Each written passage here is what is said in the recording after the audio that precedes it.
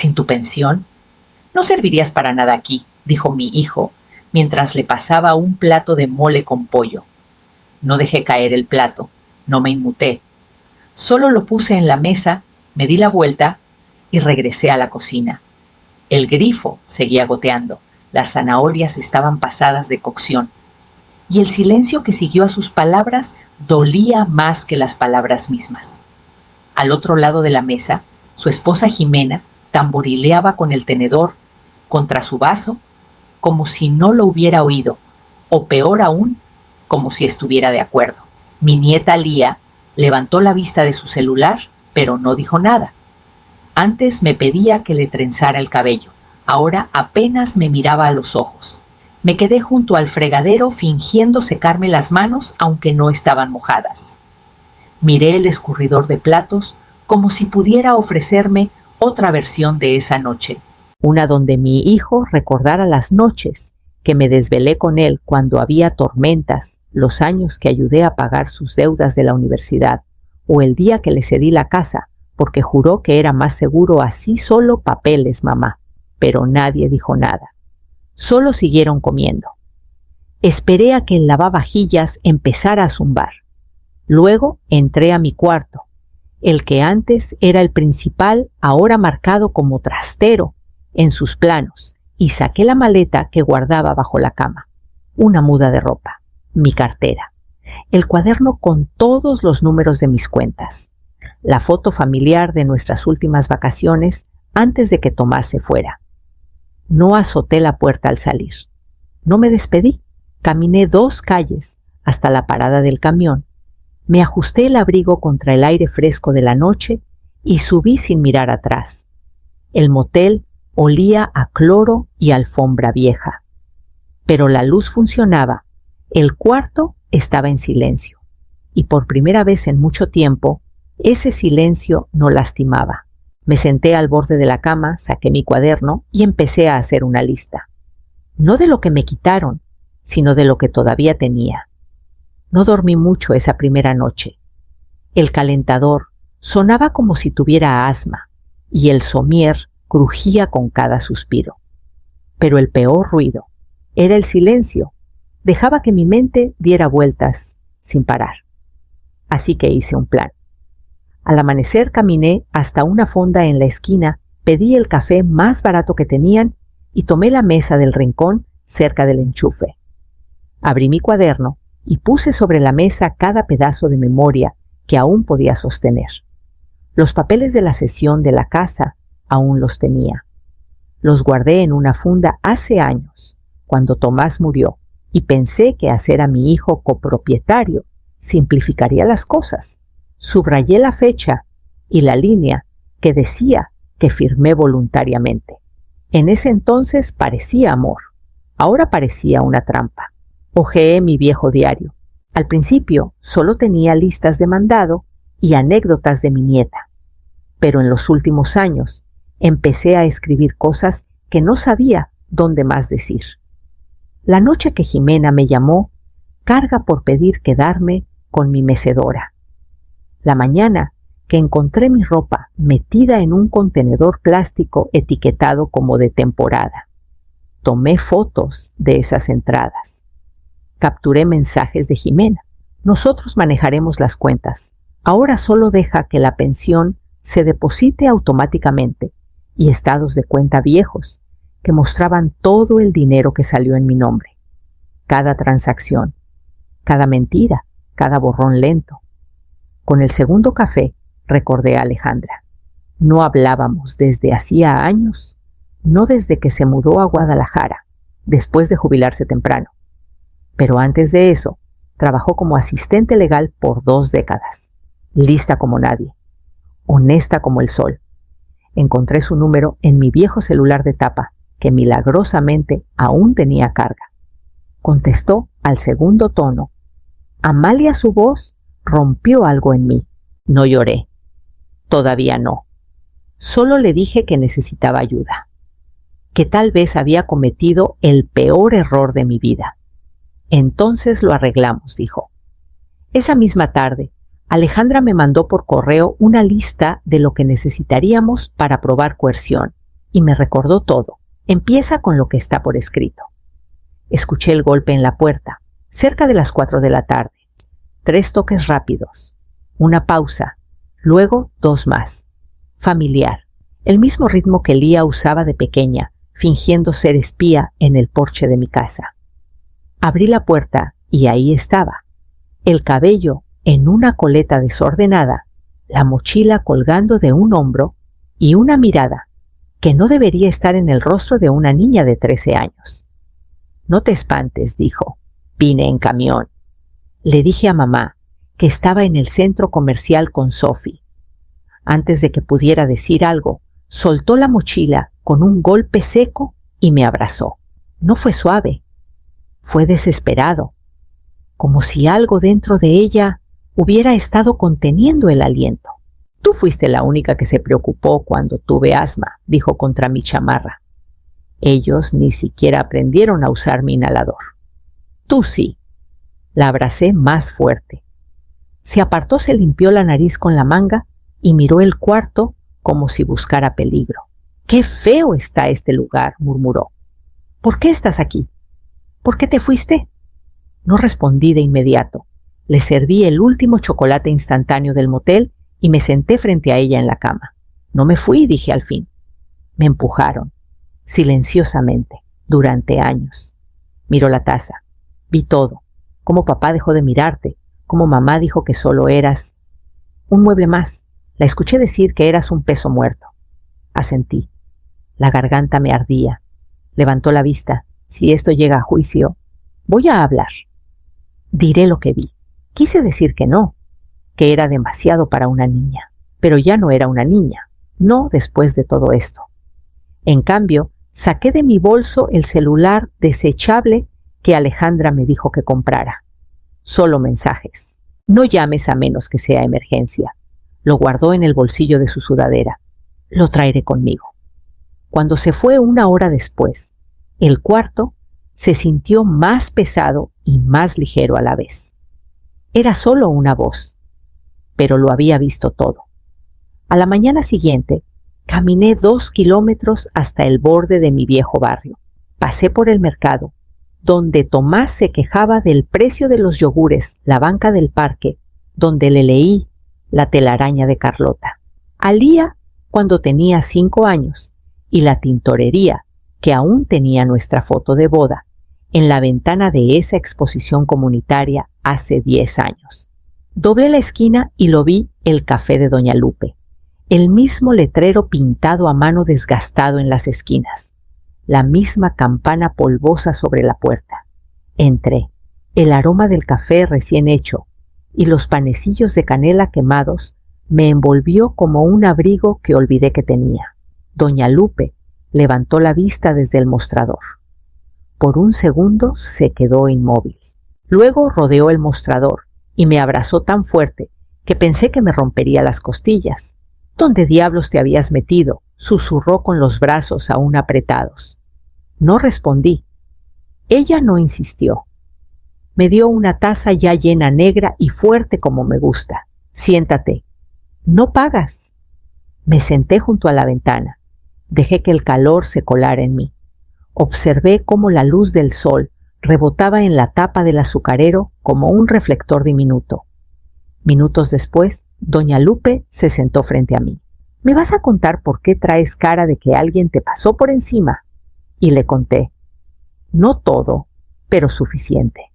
Suficiente para que apretara la mandíbula y los ojos se le humedecieran de esa manera que nunca admitiría.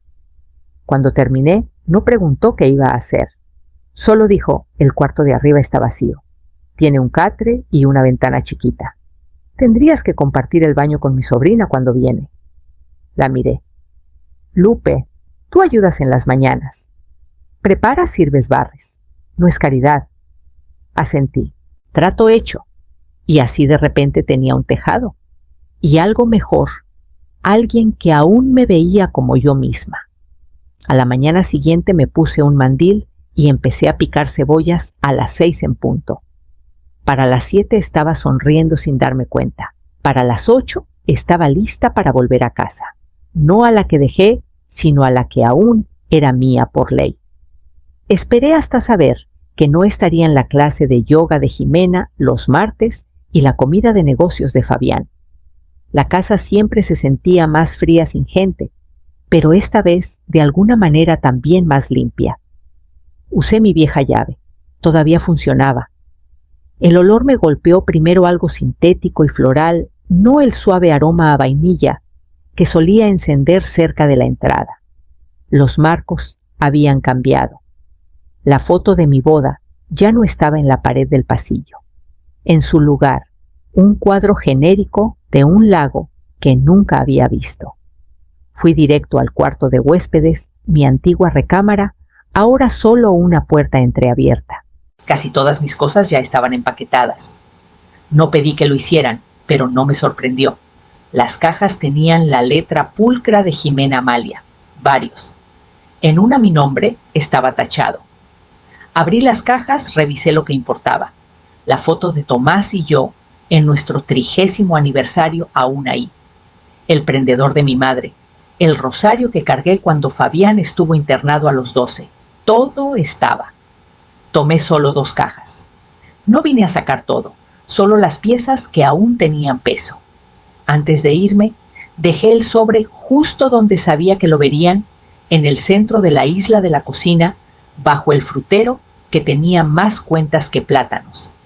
Estaba dirigido al señor Fabián Morales y la señora Jimena Morales. Dentro una notificación formal de revisión legal preparada por el abogado amigo de Alejandra. Nada agresivo, solo palabras que dejaban claro que no me había ido y que no estaba indefensa. Cerré la puerta con llave al salir. Fabián llamó esa noche. No contesté, lo dejé ir al buzón. La segunda vez descolgué. «Tienes un descaro», espetó. «¿Qué es esto? ¿Un intento patético de asustarnos?» No alcé la voz. ¿No expliqué? «Hablaremos por medio de mi abogado», dije. «Es todo lo que tengo que decir». Empezó a hablar otra vez, pero colgué. Apagué el celular, lo guardé en el cajón junto a mi diario y me fui a dormir por primera vez sin ensayar la disculpa del día siguiente. El juzgado era más pequeño de lo que esperaba.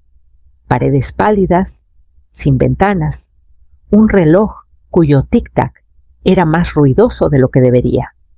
Fabián no me miró cuando entré. Estaba sentado a 2 sillas de su abogada, con los dedos entrelazados y la mandíbula tensa. Jimena no estaba. No me sorprendió. Esto no era su pelea no oficialmente. Su abogada era más joven de lo que imaginé. Traje impecable, sonrisa afilada. Se puso de pie y habló con ese tono calmado y condescendiente que los abogados parecen ensayar frente al espejo. Ella abandonó el hogar, dijo, por voluntad propia. No hubo desalojo ni confrontación. Mis clientes la recibieron por compasión. La transferencia de propiedad fue voluntaria y debidamente notariada. Hizo una pausa para efecto dramático y agregó: también hay preocupación por la estabilidad cognitiva de la señora Morales.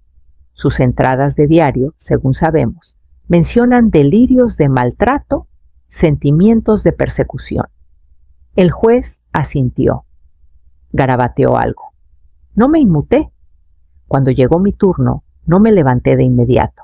Saqué mi bolso, tomé el diario gastado, con las esquinas dobladas, lleno de notas sueltas y listas de mandado y cosas que no estaban destinadas a leerse en voz alta.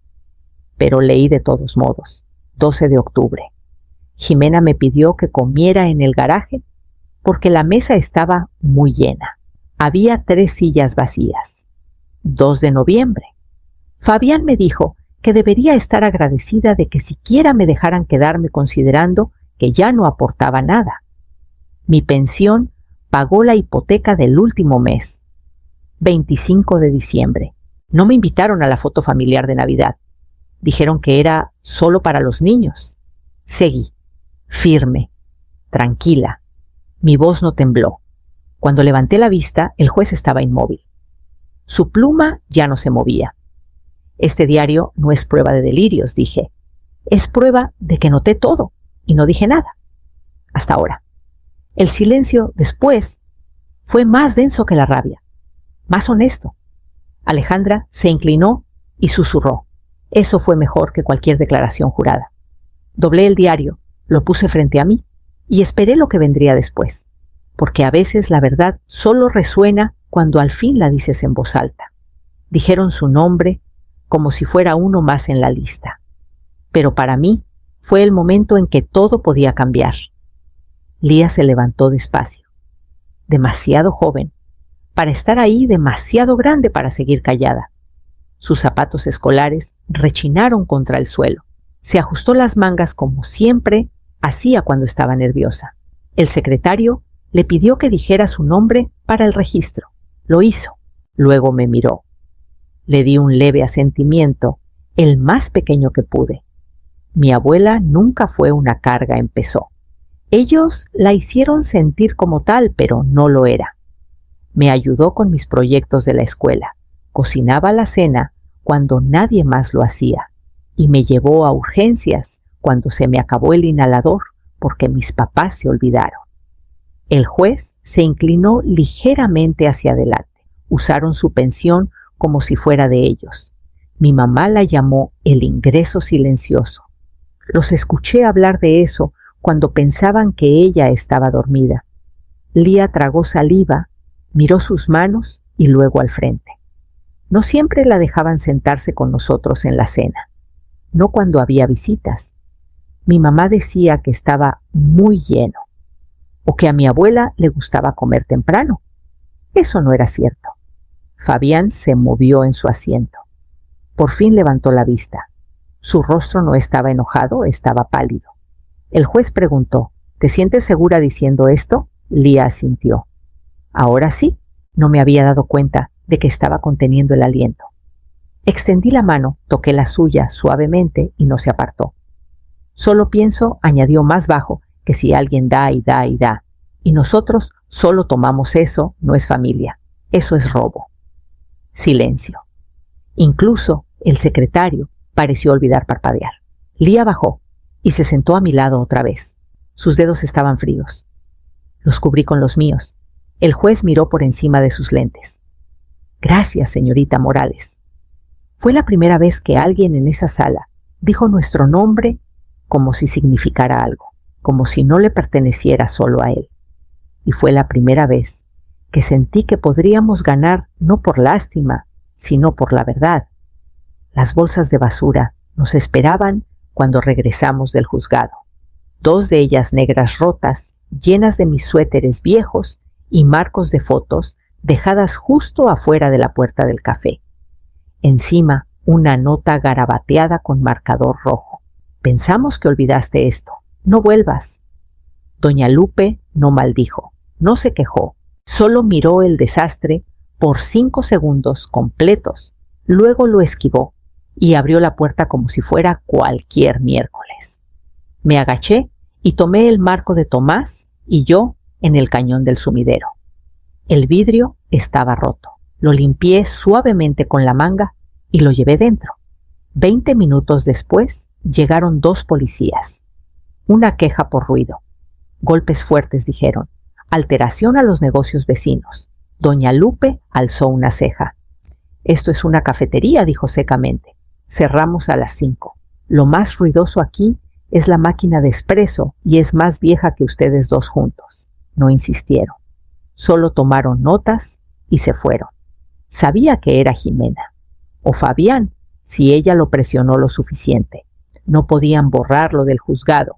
No podían deshacer las palabras de Lía. Así que hicieron lo que hacen los cobardes, intentar provocar. Arriba doña Lupe me dio unas tijeras y un cordel. ¿Para qué es esto?, pregunté. Vamos a colgar esos suéteres a secar, dijo. No tiene caso llorarle a lo que todavía te queda. Me reí. Nos sorprendió a las 2. Esa noche reescribí mi lista. No de lo que había perdido, sino de lo que aún tenía. Un tejado, una amiga, una nieta con más temple que muchos adultos que conozco. Y tenía mi voz. Temía que no fuera suficiente, que ni siquiera al juzgado le importara. Pero sí les importó. Sentí el cambio sutil pero real. Intentaron humillarme, pero olvidaron ya me fui con mi dignidad. No les quedaba nada por quitarme. Y aún no habían oído lo que el juez diría mañana. Nos pusimos de pie cuando entró el juez. El último día. Sin testigos, sin argumentos, solo el fallo. Mis manos estaban firmes, mi voz en silencio, pero todo dentro de mí latía como si quisiera escapar. No lo prolongó. Con base en los testimonios, la documentación y las leyes estatales sobre coerción y abuso financiero a personas mayores, dijo leyendo del expediente el tribunal falla a favor de Amalia Morales. No me moví, no de inmediato. Quería asegurarme de escuchar todo. Se restablece a la demandante la autoridad financiera parcial sobre la propiedad en cuestión. Su derecho legal a ocupar dicha vivienda es reconocido y protegido. Cualquier intento de removerla o acosarla resultará en cargos penales. Este tribunal recomienda enfáticamente la mediación entre las partes, aunque no es obligatoria. Fabián suspiró como si lo hubieran golpeado. No me miró. Jimena se levantó, empujó su silla tan fuerte que chocó contra la madera y salió sin decir palabra. El juez continuó. Los documentos finales se presentarán dentro de 3 días hábiles. Hasta entonces este fallo es activo y ejecutable. El mazo cayó. Parpadeé una vez, 2. Luego respiré. Alejandra me apretó el hombro. Ya está. Me giré y por primera vez desde que empezó la audiencia miré a mi hijo. Realmente lo miré. Su mandíbula estaba tensa, sus ojos vacíos. Parecía un niño que acababa de ver su propio reflejo romperse sin saber si estar enojado o avergonzado. No siguió a Jimena. Solo se quedó sentado. Recogí mis cosas con cuidado en silencio. Mi diario, mi suéter, la copia impresa del fallo que Alejandra deslizó en mi carpeta. Al pasar por su fila me detuve. No para hablar, no para regañar, solo para dejar que el silencio se posara entre nosotros como un espejo. No pudo mirarme. Pero Lía sí. Sonrió cuando la encontré en el pasillo con la mochila al hombro y la otra mano tomada por doña Lupe. No hablamos mucho de regreso. No hacía falta. Mañana volvería a esa casa. Pero no como un fantasma. Como alguien con una placa y cerraduras que le pertenecían otra vez.